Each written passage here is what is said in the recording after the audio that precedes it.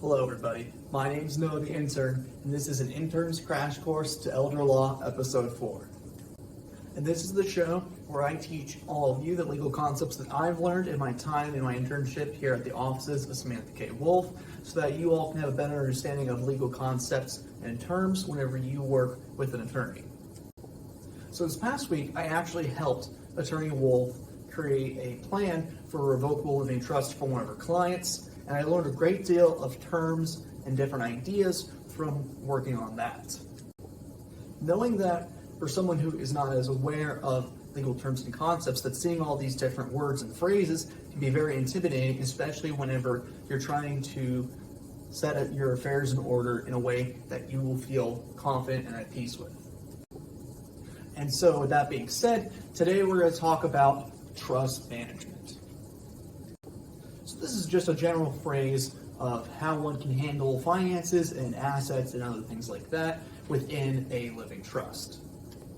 I discussed living trusts in my previous episode of an intern's crash course on elder law, and so you should go and check out that video if you have not watched that yet, so you can better understand what we're talking about today.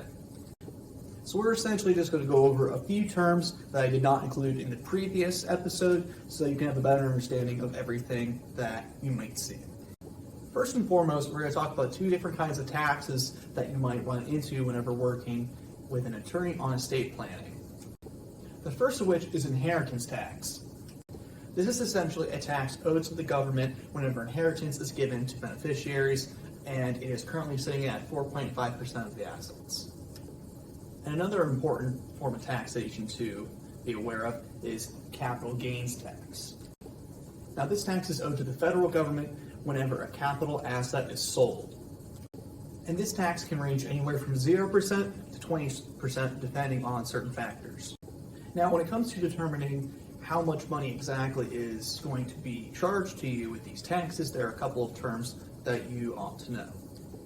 The fair market value is the current worth of an asset in the market, whereas the cost basis is the worth of that asset whenever it was originally purchased. So whenever you calculate inheritance tax, you take the fair market value of the assets, and 4.5% of those assets are to be given to the state government as inheritance tax. Now, calculating capital gains tax can be a little bit more complicated than inheritance tax. The two factors that come into play are who is selling the assets and whether or not the inheritance tax was paid. The beneficiaries of the assets are the only ones with the ability to sell these assets. A decedent, or the individual that will activate the trust whenever they pass away, can also sell the assets within the trust. So if the decedent is selling the assets in the trust, they would take the difference of the fair market value and the cost basis to find the amount of the asset that is subject to the capital gains tax. Alternatively, a beneficiary uses a carryover basis. So if a beneficiary is selling these assets, then they would take the difference between the fair market value and the carryover basis to calculate the amount of the assets that are subject to capital gains tax. And it's important to note that both of these equations are only utilized if inheritance tax is not paid as a result of the assets being moved. If inheritance tax was paid, then a stepped-up basis would be used instead. This means you would take the difference of the fair market value and the stepped-up basis in order to calculate the amount of the asset that is subject to capital gains tax. And so all of this is fairly circumstantial, and I would consult an attorney to find out if your particular set of circumstances applies to these different terms in terms of taxation. While we're talking about distributing assets amongst beneficiaries, there are two terms that you might not understand but see whenever you're reading over this document. And these phrases are per stirpes and per capita. Now, per stirpes translates from Latin to down the line, and essentially this means that the assets will be given to the child of a grantor, and then it would be equally distributed amongst all their children.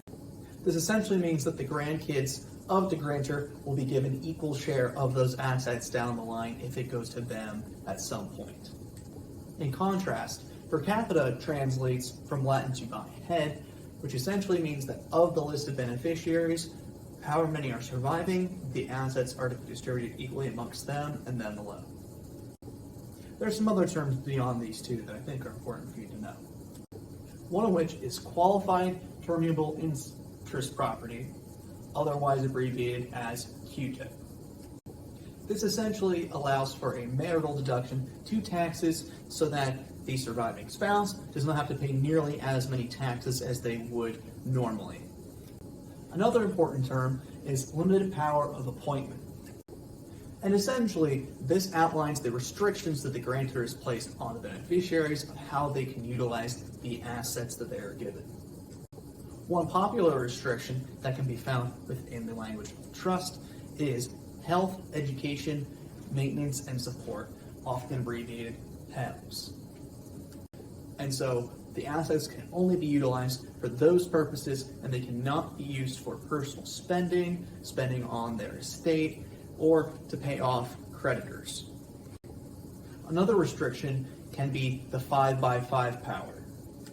Now this sets the beneficiary's limits of using the assets to either $5,000 from the assets or 5% of the assets.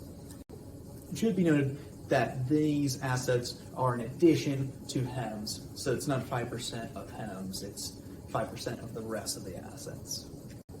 And lastly, I'm going to go over a couple of different more specific trusts that you might run into or might find useful in creating a trust. A family trust is specific to the children of the grantors, where whenever the assets were transferred, it would be inheritance tax and not capital gains tax. A special needs trust is designed specifically to fund the care of those with special needs or chronic illnesses. And lastly, a survivor's trust is a revocable living trust that is specifically utilized for a surviving spouse. So that's everything I have for you guys today. I hope you all have a great summer weekend, have some fun outside, catch some sun, and hopefully I'll see your faces in the office sometime soon. You can reach out to the offices of Samantha K. Wolf for a free consultation at this number right here or this website right here. You can find the blog posts that I've made in association with this video series at this link right here. I'm Noah the Intern, and have a great week.